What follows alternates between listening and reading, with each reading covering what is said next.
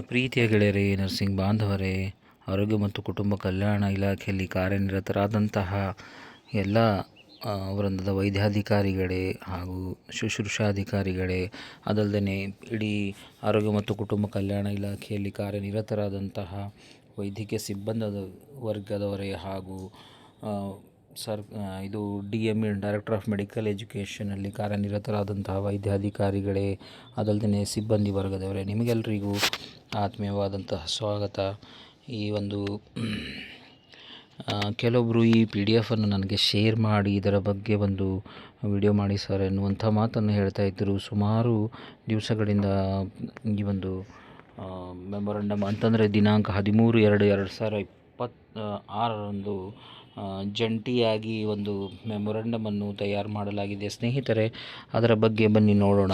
ಈ ಕೆಲವೊಂದು ಬೇಡಿಕೆಗಳು ಈಡೇರಿಲ್ಲ ಅಂತಂದರೆ ಅನಿರ್ದಿಷ್ಟಾವಧಿಯ ಈ ಒಂದು ಮುಷ್ಕರವನ್ನು ಹಮ್ಮಿಕೊಳ್ಳಲಾಗುತ್ತೆ ಎನ್ನುವಂಥದ್ದು ಕರ್ನಾಟಕ ಸರ್ಕಾರಿ ವೈದ್ಯಾಧಿಕಾರಿಗಳ ಸಂಘ ಹಾಗೂ ಕರ್ನಾಟಕ ರಾಜ್ಯ ಆರೋಗ್ಯ ಮತ್ತು ವೈದ್ಯಕೀಯ ಶಿಕ್ಷಣ ಇಲಾಖಾ ನೌಕರರ ಕೇಂದ್ರ ಸಂಘ ಹಾಗೂ ಇಲಾಖೆಯ ಎಲ್ಲ ವೃಂದ ಸಂಘಗಳು ಬೆಂಗಳೂರು ಅಂತಂದರೆ ಈ ಒಂದು ಜಂಟಿಯಾಗಿ ಈ ಒಂದು ಮೆಮೊರಂಡಮನ್ನು ರಿಕ್ವೆಸ್ಟನ್ನು ರೆಡಿ ಮಾಡಿರುವಂಥದ್ದು. ಸ್ನೇಹಿತರೆ, ಬನ್ನಿ ನೋಡೋಣ ಬೇಡಿಕೆಗಳೇನಿದ್ದಾವೆ ಎನ್ನುವುದರ ಬಗ್ಗೆ. ಇವರಿಗೆ ಮಾನ್ಯ ಮುಖ್ಯ ಕಾರ್ಯದರ್ಶಿಗಳು, ಕರ್ನಾಟಕ ಸರ್ಕಾರ, ವಿಧಾನಸೌಧ, ಬೆಂಗಳೂರು, ದಿನಾಂಕ 13/2/2026. ಮಾನ್ಯರೇ, ಆರೋಗ್ಯ ಮತ್ತು ಕುಟುಂಬ ಕಲ್ಯಾಣ ಇಲಾಖೆಯ ಅಧಿಕಾರಿ ನೌಕರರ ಬೇಡಿಕೆಗಳನ್ನು ಈಡೇರಿಸುವಲ್ಲಿ ಇಲಾಖೆಯ ಅಧಿಕಾರಿಗಳು ವಿಫಲರಾಗಿರುವುದರಿಂದ ಅನಿವಾರ್ಯವಾಗಿ ಅನಿರ್ದಿಷ್ಟಾವಧಿಯ ಮುಷ್ಕರವನ್ನು ಕೈಗೊಳ್ಳುವ ಬಗ್ಗೆ ತಿಳುವಳಿಕೆ ಪತ್ರ. ಅಂತಂದರೆ ಏನು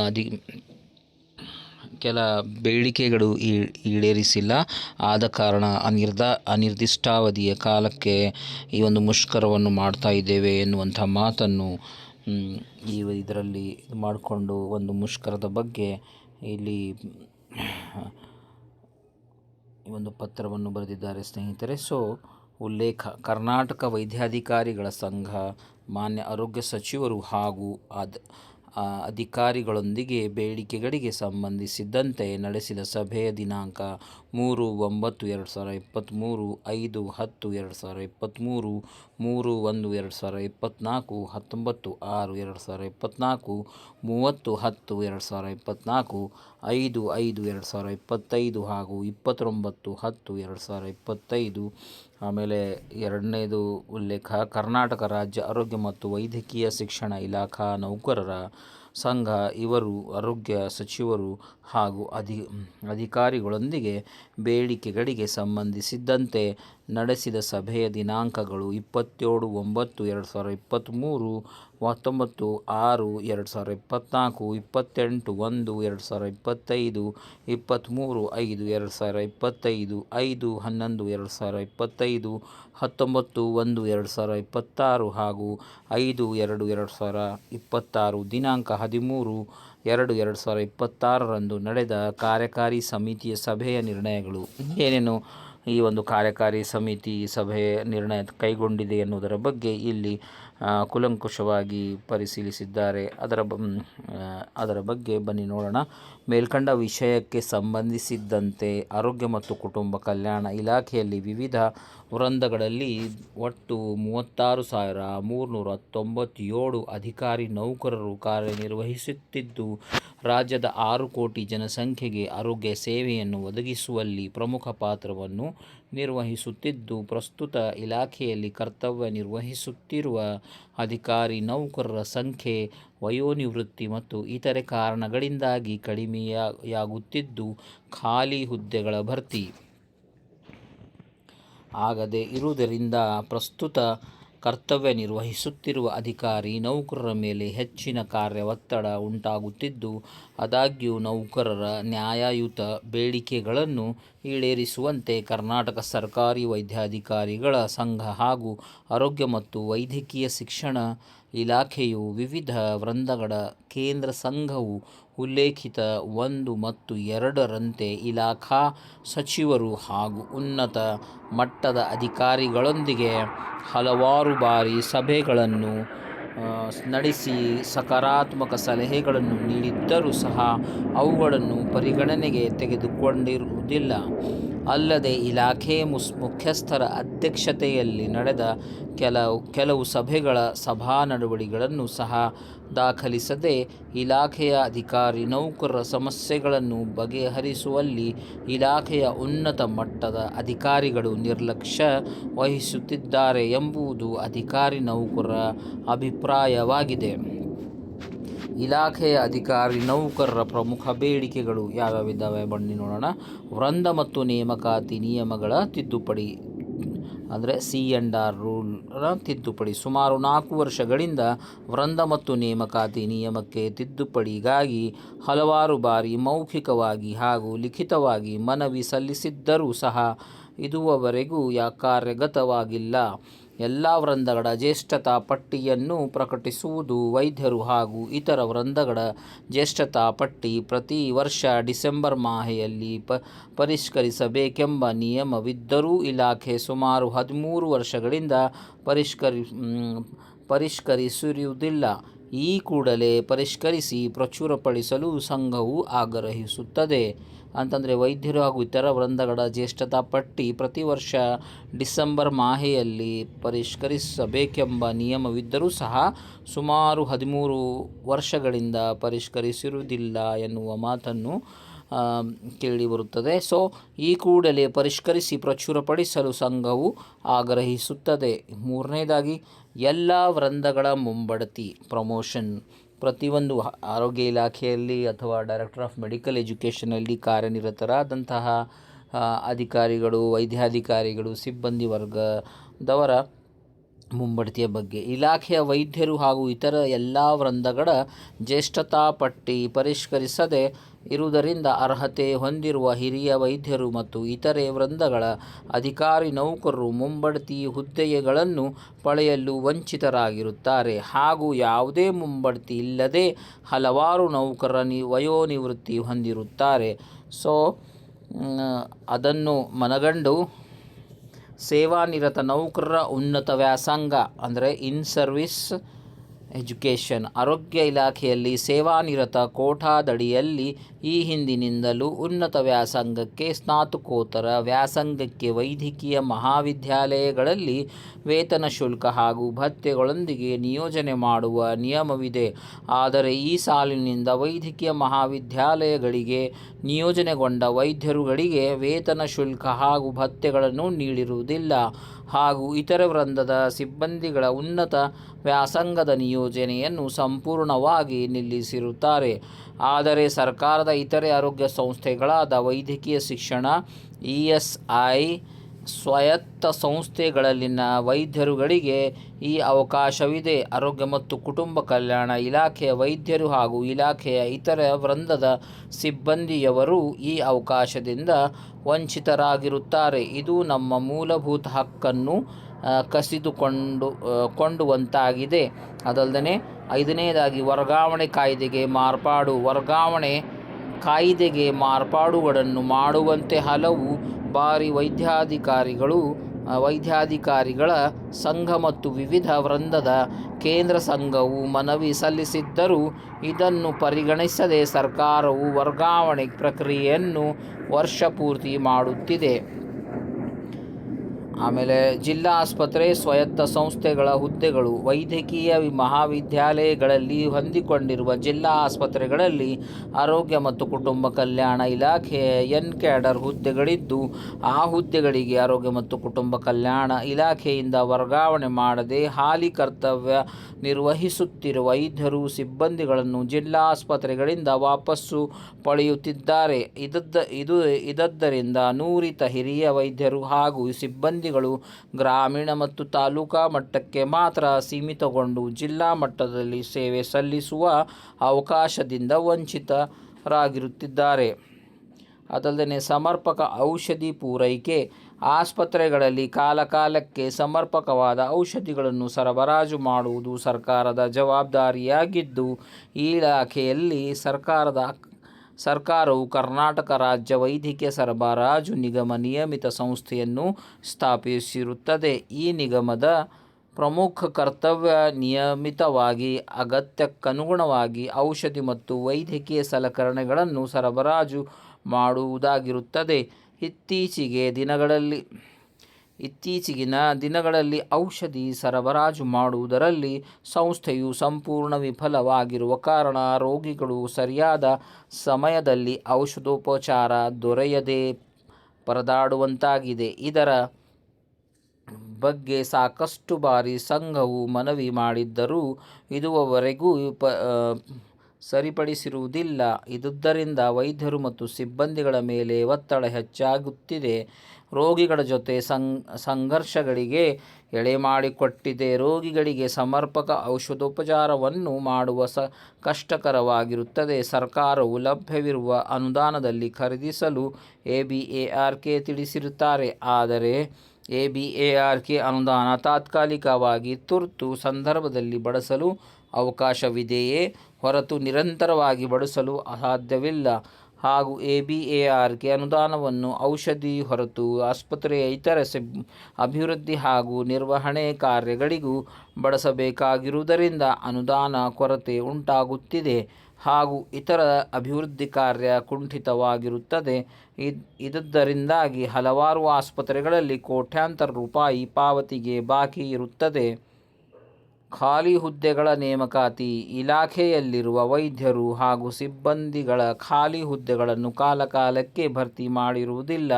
ಆರೋಗ್ಯ ಇಲಾಖೆಯಲ್ಲಿ 1998ರಲ್ಲಿನ ಅಂಕಿ ಅಂಶಗಳ ಆಧಾರದ ಮೇಲೆ ಹುದ್ದೆಗಳನ್ನು ಸೃಜಿಸಲಾಗಿತ್ತು. ತದನಂತರ ಜನಸಂಖ್ಯೆ ಗಣನೀಯವಾಗಿ ಹೆಚ್ಚಾಗಿದ್ದರೂ ಸಹ ಯಾವುದೇ ಹೊಸ ಹುದ್ದೆಗಳನ್ನು ಇದುವರೆಗೂ ಸೃಜಿಸಿರುವುದಿಲ್ಲ. ಅಲ್ಲದೆ ಈ ಹಿಂದೆ ಸೃಜಿಸಿರುವ ಹುದ್ದೆಗಳ 40% ಖಾಲಿ ಇದ್ದು ಇದುವರೆಗೂ ಭರ್ತಿ ಮಾಡಿರುವುದಿಲ್ಲ. ಇದುದರಿಂದ ವೈದ್ಯರು ಮತ್ತು ಸಿಬ್ಬಂದಿಗಳ ಮೇಲೆ ಅತೀವ ಕೆಲಸದ ಒತ್ತಡ ಉಂಟಾಗುತ್ತಿದೆ. ಆರೋಗ್ಯ ಇಲಾಖೆಯು ಸೇವಾ ಇಲಾಖೆಯಾಗಿದ್ದು ಸಾರ್ವಜನಿಕರ ಜೊತೆ ನಿರಂತರ ಸಂಪರ್ಕವಿರುವ ಇಲಾಖೆಯಾಗಿದ್ದು ಕಾಲಕಾಲಕ್ಕೆ ಹುದ್ದೆಗಳನ್ನು ಭರ್ತಿ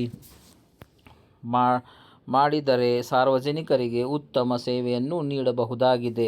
9ನೇದಾಗಿ ಎಂಸಿಎಚ್ ತಜ್ಞರ ಮರುಹೊಂದಾಣಿಕೆ. ಗ್ರಾಮೀಣ ಪ್ರದೇಶಗಳಲ್ಲಿ ಸಾರ್ವಜನಿಕರಿಗೆ ಉತ್ತಮ ಆರೋಗ್ಯ ಸೇವೆ ಸಿಗುವ ನಿಟ್ಟಿನಲ್ಲಿ ಪ್ರಾಥಮಿಕ ಆರೋಗ್ಯ ಕೇಂದ್ರಗಳನ್ನು ಹಂತ ಹಂತವಾಗಿ ಸಮುದಾಯ ಆರೋಗ್ಯ ಕೇಂದ್ರಗಳನ್ನಾಗಿ ಮೇಲ್ದರ್ಜೆಗೇರಿಸಲಾಗಿರುತ್ತದೆ. ಇಂತಹ ಆರೋಗ್ಯ ಕೇಂದ್ರಗಳಲ್ಲಿ ಕರ್ತವ್ಯ ನಿರ್ವಹಿಸುತ್ತಿರುವ ಎಂಸಿಎಚ್ ತಜ್ಞ ವೈದ್ಯರುಗಳನ್ನು ಬೇರೆಡೆಗೆ ವರ್ಗಾವಣೆ ಮಾಡಲು ಆದೇಶಿಸಲಾಗಿದೆ. ಇದುದರಿಂದ ಗ್ರಾಮೀಣ ಭಾಗದ ಗರ್ಭಿಣಿ ಮಹಿಳೆಯರು ಹಾಗೂ ಮಕ್ಕಳ ದೂರದ ತಾಲೂಕಾ ಜಿಲ್ಲಾ ಕೇಂದ್ರಕ್ಕೆ ಪ್ರಯಾಣ ಬೆಳೆಸಿ ತಜ್ಞ ವೈದ್ಯರುಗಳ ಸೇವೆಯನ್ನು ಪಡೆಯುವುದು ಕಷ್ಟವಾಗುತ್ತದೆ. ಇದುದರಿಂದ ಮುಂದಿನ ದಿನಗಳಲ್ಲಿ ತಾಯಿ ಮರಣ, ಶಿಶು ಮರಣ ಪ್ರಮಾಣ ಹೆಚ್ಚಾಗುವ ಆತಂಕವಿರುತ್ತದೆ ಹಾಗೂ ಇತರೆ ತಜ್ಞ ಸೇವೆಗಳಿಗೂ ತೊಂದರೆಯಾಗಲಿದೆ. ಆರೋಗ್ಯ ಮತ್ತು ಕುಟುಂಬ ಕಲ್ಯಾಣ ಇಲಾಖೆಯಲ್ಲಿ ಪ್ರಸ್ತುತ ಉತ್ತಮವಾಗಿ ಕಾರ್ಯನಿರ್ವಹಿಸುತ್ತಿರುವ ಆರೋಗ್ಯ ಸಂಸ್ಥೆಗಳನ್ನು ಮುಚ್ಚುತ್ತಿರುವುದು ಹಾಗೂ ಹುದ್ದೆಗಳನ್ನು ಬೇರೆ ಕಡೆಗೆ ವರ್ಗಾಯಿಸುತ್ತಿರುವುದರಿಂದ ಸ್ಥಳೀಯ ರೋಗಿಗಳು ಪರದಾಡುವಂತಹ ವಾತಾವರಣ ನಿರ್ಮಾಣವಾಗಿದೆ. ಆಮೇಲೆ 10ನೇದಾಗಿ ನಿಯೋಜನೆ ಹುದ್ದೆಗಳು. ಆರೋಗ್ಯ ಮತ್ತು ಕುಟುಂಬ ಕಲ್ಯಾಣ ಇಲಾಖೆಗೆ ಸೀಮಿತವಾದ ತಾಂತ್ರಿಕ ಹುದ್ದೆಗಳಾದ ರಾಜ್ಯದ ಮಹಾನಗರ ಪಾಲಿಕೆಯ ಕೆಲವು ಹುದ್ದೆಗಳು, ಆಹಾರ ಸುರಕ್ಷತೆ ಮತ್ತು ಗುಣಮಟ್ಟ, ಕರ್ನಾಟಕ ರಾಜ್ಯ ವೈದ್ಯಕೀಯ ಔಷಧ ಸರಬರಾಜು ನಿಗಮದ ವೈದ್ಯರು ಮತ್ತು ಇತರೆ ಸಿಬ್ಬಂದಿಗಳ ಹುದ್ದೆಯನ್ನು ತಾಂತ್ರಿಕ ಜ್ಞಾನದ ಅರಿವಿಲ್ಲದ ಅಧಿಕಾರಿಗಳಿಗೆ ನೀಡಲಾಗಿದ್ದು ಇದುದರಿಂದ ಸದರಿ ಸಂಸ್ಥೆಗಳಲ್ಲಿ ಕಾರ್ಯವೈಖರಿ ಸಮರ್ಪಕವಾಗದೆ ಸಾರ್ವಜನಿಕರ ಆರೋಗ್ಯದ ಮೇಲೆ ವ್ಯತಿರಿಕ್ತ ಪರಿಣಾಮ ಬೀರುತ್ತಿದೆ. ಆದುದರಿಂದ ಈ ಹುದ್ದೆಗಳನ್ನು ಆರೋಗ್ಯ ಮತ್ತು ಕುಟುಂಬ ಕಲ್ಯಾಣ ಇಲಾಖೆಯ ಅಧಿಕಾರಿ ನೌಕರರನ್ನೇ ನಿಯೋಜಿಸಬೇಕು ಎಂದು ಸಂಘವು ಆಗ್ರಹಿಸುತ್ತದೆ. ಆಮೇಲೆ ಗುತ್ತಿಗೆ ವೈದ್ಯರು ಹಾಗೂ ನೌಕರರ ಸಮಸ್ಯೆಗಳು. ಮಂಜೂರಾದ ಹುದ್ದೆಗಳಿಗೆ ಗುತ್ತಿಗೆ ವೈದ್ಯರು ನೌಕರರ ನೇಮಕಾತಿ ಮಾಡಿಕೊಂಡು 3 ವರ್ಷ ಪೂರೈಸಿದ ಗುತ್ತಿಗೆ ವೈದ್ಯರು ನೌಕರರನ್ನು ಖಾಯಂಗೊಳಿಸಲಾಗುತ್ತಿತ್ತು. ಆದರೆ ಇತ್ತೀಚಿನ ದಿನಗಳಲ್ಲಿ ಸದರಿ ಪ್ರಕ್ರಿಯೆಯನ್ನು ಸ್ಥಗಿತಗೊಳಿಸಲಾಗಿದೆ. ಇದರಿಂದ ಗುತ್ತಿಗೆ ನೌಕರರು, ಗುತ್ತಿಗೆಯ ವೈದ್ಯರು ಹಾಗೂ ನೌಕರರುಗಳು ಸೇವಾ ಭದ್ರತೆ ಇಲ್ಲದೆ ಅತಂತ್ರ ವಾತಾವರಣದಲ್ಲಿ ಕೆಲಸ ನಿರ್ವಹಿಸುತ್ತಿದ್ದಾರೆ. ಆದುದರಿಂದ ಈ ಹಿಂದಿನಂತೆ ಗುತ್ತಿಗೆ ವೈದ್ಯರು, ನೌಕರರು ಕಾಯಂಗೊಳಿಸುವುದು, ಈಗಾಗಲೇ ಕಾಯಂಗೊಂಡ ಗುತ್ತಿಗೆ ವೈದ್ಯರಿಗೆ ಅವರು ಸಲ್ಲಿಸಿದ ಗುತ್ತಿಗೆ ಸೇವೆಯನ್ನು ಪಿಂಚಣಿ ಸೌಲಭ್ಯಕ್ಕೆ ಪರಿಗಣಿಸುವುದು ಮುಂದುವರೆದು ನೇರ ನೇಮಕಾತಿ ಪ್ರಕ್ರಿಯೆಯ ಸಂದರ್ಭದಲ್ಲಿ ಗುತ್ತಿಗೆಯ ಆಧಾರದ ಮೇಲೆ ಕರ್ತವ್ಯ ನಿರ್ವಹಿಸುತ್ತಿರುವ ವೈದ್ಯರು, ನೌಕರರು ಈ ಹಿಂದೆ ನೀಡಿದ ಹಾಗೆ ಗುತ್ತಿಗೆ ಸೇವೆಗೆ ಕ್ರಮಾಂಕಗಳನ್ನು ಪ್ರತಿ 6 ತಿಂಗಳಿಗೆ ಸೇರಿ 2.5% ಅಂಕಗಳು, ಗರಿಷ್ಠ 30% ಅಂಕಗಳವರೆಗೆ ನೀಡುವಂತೆ ಸಂಘವು ಆಗ್ರಹಿಸುತ್ತದೆ. 12ನೇದಾಗಿ, ಕರ್ತವ್ಯಾವಧಿ ನಂತರದ ಖಾಸಗಿ ವೈದ್ಯಕೀಯ ಸೇವೆ ಅಂತಂದರೆ ಯಾರು ಡ್ಯೂಟಿ ಮಾಡಿ ಮತ್ತು ಬೇರೆ ಕಡೆ ಕೆಲಸ ಮಾಡ್ತಾ ಇರ್ತಾರೆ, ಖಾಸಗಿಯಾಗಿ ಪ್ರೈವೇಟಾಗಿ, ಅವರುಗಳ ಬಗ್ಗೆ. ಸರ್ಕಾರಿ ವೈದ್ಯರುಗಳು ಕರ್ತವ್ಯದ ಅವಧಿಯ ನಂತರ ಖಾಸಗಿ ಸೇವೆಯನ್ನು 1986ರ ಆದೇಶದನ್ವಯ ನಡೆಸುತ್ತಿದ್ದಾರೆ. ಆದರೆ ಈಗ ಒಳರೋಗಿ, ಹೊರರೋಗಿ ಸೇವೆ ಎಂದು ವರ್ಗೀಕರಿಸಿ ಸರ್ಕಾರಿ ವೈದ್ಯರುಗಳು ಒಳರೋಗಿ ಸೇವೆಯನ್ನು ನೀಡಬಾರದು ಎಂದು ಆದೇಶವನ್ನು ಹೊರಡಿಸಲಾಗಿರುತ್ತದೆ. ಹೋಬಳಿ ಮತ್ತು ತಾಲೂಕಾ ಮಟ್ಟದಲ್ಲಿ ಸರ್ಕಾರಿ ವೈದ್ಯರನ್ನು ಹೊರತುಪಡಿಸಿ ಬೇರೆ ಖಾಸಗಿ ವೈದ್ಯರು ಇರುವುದಿಲ್ಲ ಹಾಗೂ ಇದ್ದುದರಿಂದ ನುರಿತ ಶಸ್ತ್ರಚಿಕಿತ್ಸಕರ ಸೇವೆಯಿಂದ ಸಾರ್ವಜನಿಕರು ವಂಚಿತರಾಗಿರುತ್ತಾರೆ. ಆಸ್ಪತ್ರೆಯ ಕರ್ತವ್ಯದ ವೇಳೆಯಲ್ಲಿ ಖಾಸಗಿ ಸೇವೆಯನ್ನು ನೀಡುವಂತೆ ವೈದ್ಯರಿಗೆ ಸಂಘವು ಯಾವುದೇ ಬೆಂಬಲವನ್ನು ವ್ಯಕ್ತಪಡಿಸುವುದಿಲ್ಲ. ಆದುದರಿಂದ ಸದರಿ ಆದೇಶವನ್ನು ಹಿಂಪಡೆಯುವಂತೆ ಸಂಘವು ಆಗ್ರಹಿಸುತ್ತದೆ.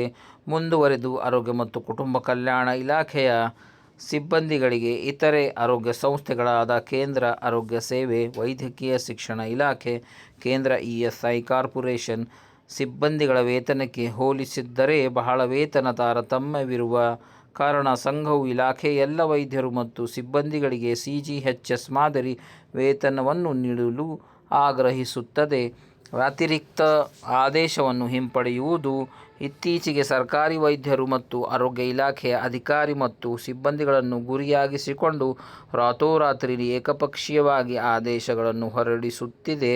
ಇಂತಹ ಆದೇಶಗಳು ಈಗಾಗಲೇ ಒತ್ತಡದಲ್ಲಿ ಕರ್ತವ್ಯ ನಿರ್ವಹಿಸುತ್ತಿರುವ ಆರೋಗ್ಯ ಇಲಾಖೆಯ ಸಿಬ್ಬಂದಿಗಳ ಆತ್ಮಸ್ಥೈರ್ಯವನ್ನು ಕುಗ್ಗಿಸಿ ಆತಂಕದ ವಾತಾವರಣವನ್ನು ಸೃಷ್ಟಿಸಿ ಕರ್ತವ್ಯದ ಮೇಲೆ ಬಹಳಷ್ಟು ದುಷ್ಪರಿಣಾಮಗಳನ್ನು ಬೀರುತ್ತಿದೆ. ಆದುದರಿಂದ ಇಂತಹ ಆದೇಶಗಳನ್ನು ರದ್ದುಪಡಿಸುವುದು. ಆಮೇಲೆ 14ನೇ ಪಾಯಿಂಟು, ಇಲಾಖೆಯ ಅಧಿಕಾರಿ ನೌಕರರಿಗೆ ರಾಜ್ಯ ಹಾಗೂ ರಾಷ್ಟ್ರಮಟ್ಟದ ಪ್ರಶಸ್ತಿ ಪ್ರದಾನ. ರಾಜ್ಯದ ಕೆಲವು ಇಲಾಖೆಗಳಲ್ಲಿ ಉತ್ತಮ ಸೇವಾ ಸಲ್ಲಿಸುವ ಅಧಿಕಾರಿ ನೌಕರರಿಗೆ ಗುರುತಿಸಿ ರಾಜ್ಯ ಮತ್ತು ರಾಷ್ಟ್ರಮಟ್ಟದ ಪ್ರಶಸ್ತಿಗಳನ್ನು ನೀಡಲಾಗುತ್ತಿದೆ. ಅದರಂತೆ ಆರೋಗ್ಯ ಇಲಾಖೆಯಲ್ಲಿ ಉತ್ತಮ ಸೇವೆ ಸಲ್ಲಿಸುವುದು ವೈದ್ಯರು ಹಾಗೂ ಅಧಿಕಾರಿ ನೌಕರರನ್ನು ಗುರುತಿಸಿ ಸರ್ಕಾರವು ಪ್ರಶಸ್ತಿ ನೀಡುವುದು. ಸರ್ಕಾರಿ ವೈದ್ಯರು ಹಾಗೂ ಇತರ ಸಿಬ್ಬಂದಿಗೆ ವರ್ಗದವರ ಪರಿಶ್ರಮದ ಫಲವಾಗಿ ದೇಶದಲ್ಲೇ ಕರ್ನಾಟಕ ರಾಜ್ಯವು ಆರೋಗ್ಯ ಸೂಚ್ಯಂಕ ಪಟ್ಟಿಯಲ್ಲಿ ಅಗ್ರಸ್ಥಾನದಲ್ಲಿದೆ. ಸ್ಮಾಲ್ ಪಾಕ್ಸ್, ಪೋಲಿಯೋ, ಕೋವಿಡ್-19 ನಂತರ ಮಾರಕ ಕಾಯಿಲೆಗಳನ್ನು ನಿರ್ಮೂಲನೆಗೊಳಿಸಿ ಕ್ಷಯರೋಗ, ಕುಷ್ಠರೋಗ ಮತ್ತು ಇತ್ಯಾದಿ ಸಾಂಕ್ರಾಮಿಕ, ಅಸಾಂಕ್ರಾಮಿಕ ರೋಗಗಳನ್ನು ನಿಯಂತ್ರಿಸಿ ನಿರ್ಮೂಲನಾ ಹಂತಕ್ಕೆ ತರಲಾಗಿದೆ ಎಂಬ ಅಂಶವನ್ನು ತಮ್ಮ ಗಮನಕ್ಕೆ ತರಚಲಿಸುತ್ತೇವೆ. ಸರ್ಕಾರ ಇತ್ತೀಚೆಗೆ ಹೊರಡಿಸಿರುವ ಆದೇಶಗಳಿಂದ ಸರ್ಕಾರಿ ವೈದ್ಯರು ಮತ್ತು ಸಿಬ್ಬಂದಿ ವರ್ಗದವರಿಗೆ ಅನ್ಯಾಯವಾಗುತ್ತಿದ್ದು, ಇದರಿಂದ ಸಾರ್ವಜನಿಕರ ಆರೋಗ್ಯ ಸೇವೆಯ ಮೇಲೆ ವ್ಯತಿರಿಕ್ತ ಪರಿಣಾಮ ಬೀರುತ್ತಿದೆ. ಆದ ಕಾರಣ ಸನ್ಮಾನ್ಯ ಮುಖ್ಯಮಂತ್ರಿಗಳ ನೇತೃತ್ವದಲ್ಲಿ ತಾವುಗಳು ಸಭೆಯನ್ನು ಕರೆಸಿ ನಮ್ಮ ಸಮಸ್ಯೆಗಳನ್ನು ದಿನಾಂಕ 10/3/2020 ಇತ್ಯರ್ಥಗೊಳಿಸುವಂತೆ ಕರ್ನಾಟಕ ಸರ್ಕಾರಿ ವೈದ್ಯಾಧಿಕಾರಿಗಳ ಸಂಘ ಮತ್ತು ಆರೋಗ್ಯ ಮತ್ತು ವೈದ್ಯಕೀಯ ಶಿಕ್ಷಣ ಇಲಾಖೆಯ ವಿವಿಧ ವೃಂದಗಳ ಕೇಂದ್ರ ಸಂಘವು ಮನವಿ ಮಾಡುತ್ತದೆ.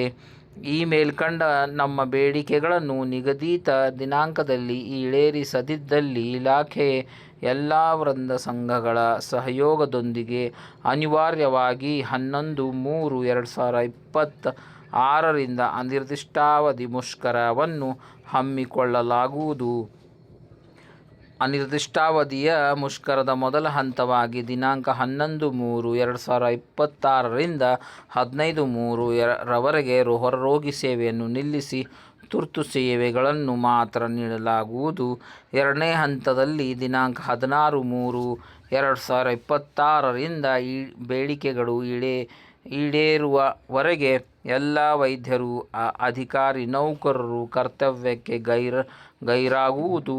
ಅನಿರ್ದಿಷ್ಟಾವಧಿಯ ಮುಷ್ಕರದ ಕುರಿತು ಪ್ರಕಟಣೆಯನ್ನು ಸಾರ್ವಜನಿಕರಿಗೆ ನೀಡಲಾಗುವುದು. ಸರ್ಕಾರದ ಮೇಲ್ಕಂಡ ಬೇಡಿಕೆಗಳನ್ನು ಕಾಲಮಿತಿಯೊಳಗೆ ಈಡೇರಿಸದಿದ್ದಲ್ಲಿ ಈ ಪತ್ರವನ್ನೇ ಅನಿರ್ದಿಷ್ಟಾವಧಿಯ ಮುಷ್ಕರದ ತಿಳುವಳಿಕೆ ಪತ್ರವೆಂದು ಪರಿಗಣಿಸುವುದು.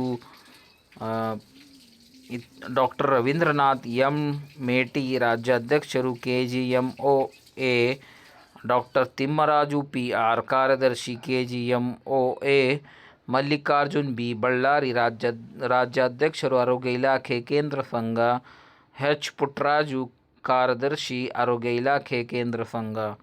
ಸೊ ಸ್ನೇಹಿತರೆ, ಕೂಲಂಕುಷವಾಗಿ ಬರೆದಿದ್ದಾರೆ. ಪ್ರತಿಯೊಂದು ಬೇಡಿಕೆಗಳ ಬಗ್ಗೆ ಸವಿಸ್ತಾರವಾದಂತಹ ಮಾತನ್ನು ಈ ಪತ್ರದ ಮುಖಾಂತರ ಮಾನ್ಯ ಕರ್ನಾಟಕ ರಾಜ್ಯ ಸರ್ಕಾರದ ಮುಖ್ಯಮಂತ್ರಿಗೆ ಹೇಳಿದ್ದಾರೆ. ಸ್ನೇಹಿತರೆ, ಏನು ಅಂತಂದರೆ ಈ ಎಲ್ಲ ಬೇಡಿಕೆಗಳು ದಿನಾಂಕ 11/3/2025 ಅಂದರೆ 10/3/2025 ಒಳಗೆ ಇತ್ಯರ್ಥಗೊಳಿಸುವಂತೆ ಕರ್ನಾಟಕ ಸರ್ಕಾರಿ ವೈದ್ಯಾಧಿಕಾರಿಗಳ ಸಂಘ ಹಾಗೂ ಆರೋಗ್ಯ ಮತ್ತು ಕುಟುಂಬ ವೈದ್ಯಕೀಯ ಶಿಕ್ಷಣ ಸಂಘ ಇಲಾಖೆ ವಿವಿಧ ವೃಂದಗಳ ಕೇಂದ್ರ ಸಂಘವು ಮನವಿ ಮಾಡುತ್ತದೆ ಎನ್ನುವಂಥ ಮಾತನ್ನು ಹೇಳ್ತಾ ಇದ್ದಾರೆ. ಸ್ನೇಹಿತರೆ, ಇಲ್ಲ ಅಂತಂದರೆ 11/3/26ರಿಂದ 15/3/26ರವರೆಗೆ ಹೊರರೋಗಿಗಳ ಸೇವೆ ನಿಲ್ಲಿಸಿ ತುರ್ತು ಸೇವೆಗಳನ್ನು ಮಾತ್ರ ನೀಡಲಾಗುವುದು ಎನ್ನುವಂಥ ಮಾತನ್ನು ಈ ಒಂದು ಪತ್ರದಲ್ಲಿ ಹೇಳಿದ್ದಾರೆ. ಸ್ನೇಹಿತರೆ, ಸೊ ಕಾದಿ ನೋಡೋಣ. ಈ ಒಂದು ನಮ್ಮ ಮುಂಬಡ್ತಿ ವಿಷಯವಾಗಲಿ ಅಥವಾ ಟ್ರಾನ್ಸ್ಫರ್ ವಿಷಯವಾಗಲಿ ಅಥವಾ ಈ ಒಂದು MCH ಅಲ್ಲಿರುವಂಥ ವೈದ್ಯರುಗಳ ವಿಷಯವಾಗಲಿ ಅಥವಾ ಜಿಲ್ಲಾ ಆಸ್ಪತ್ರೆಗಳಲ್ಲಿ ಕಾರ್ಯನಿರತರಾದಂತಹ ಆರೋಗ್ಯ ಮತ್ತು ಕುಟುಂಬ ಕಲ್ಯಾಣ ಇಲಾಖೆಯ ವೈದ್ಯರುಗಳು, ಆಮೇಲೆ ಸಿಬ್ಬಂದಿ ವರ್ಗದವರು, ಅವರಿಗೆ ನಾಳೆ ಇದಾಗಬಹುದು ಎನ್ನುವಂಥ ಮಾತು ಇನ್ನು ಪ್ರಕಾರ ಈ ಒಂದು ಪತ್ರವನ್ನು ಹೊರಡಿಸಿದ್ದಾರೆ. ಸ್ನೇಹಿತರೆ, ಸೊ ಆಮೇಲೆ ಕೆಲ ನಿಯೋಜನೆ ಹುದ್ದೆಗಳು, ತಾಂತ್ರಿಕ ಹುದ್ದೆಗಳಾದ ರಾಜ್ಯದ ಮಹಾನಗರ ಪಾಲಿಕೆ ಕೆಲವು ಹುದ್ದೆಗಳು, ಆಹಾರ ಸುರಕ್ಷತೆ ಮತ್ತು ಗುಣಮಟ್ಟ, ಕರ್ನಾಟಕ ರಾಜ್ಯ ವೈದ್ಯಕೀಯ ಔಷಧ ಸರಬರಾಜು ನಿಗಮದ ವೈದ್ಯರು ಮತ್ತು ಇತರ ಸಿಬ್ಬಂದಿಗಳ ಹುದ್ದೆಯನ್ನು ತಾಂತ್ರಿಕ ಜ್ಞಾನದ ಅರಿವಿಲ್ಲದೆ ಅಧಿಕಾರಿಗಳಿಗೆ ನೀಡಲಾಗಿದ್ದು ಎನ್ನುವಂಥ ಮಾತನ್ನು ಈ ಪತ್ರದಲ್ಲಿ ತಿಳಿಸಿದ್ದಾರೆ. ಸ್ನೇಹಿತರೆ, so thank you for watching Nursing Views Kannada YouTube channel. Do share, subscribe. ಯಾರಾದರೂ ಹೊಸದಾಗಿ ಬಂದಿದ್ದರೆ ದಯವಿಟ್ಟು ಸಬ್ಸ್ಕ್ರೈಬ್ ಮಾಡ್ಕೊಳ್ಳಿ. ಮತ್ತು ಈ ವಿಡಿಯೋ ನಿಮಗೆ ಒಂದು ಇನ್ಫಾರ್ಮೇಟಿವ್ ಅನಿಸಿದರೆ ದಯವಿಟ್ಟು ಶೇರ್ ಮಾಡಿ ಸ್ನೇಹಿತರೆ.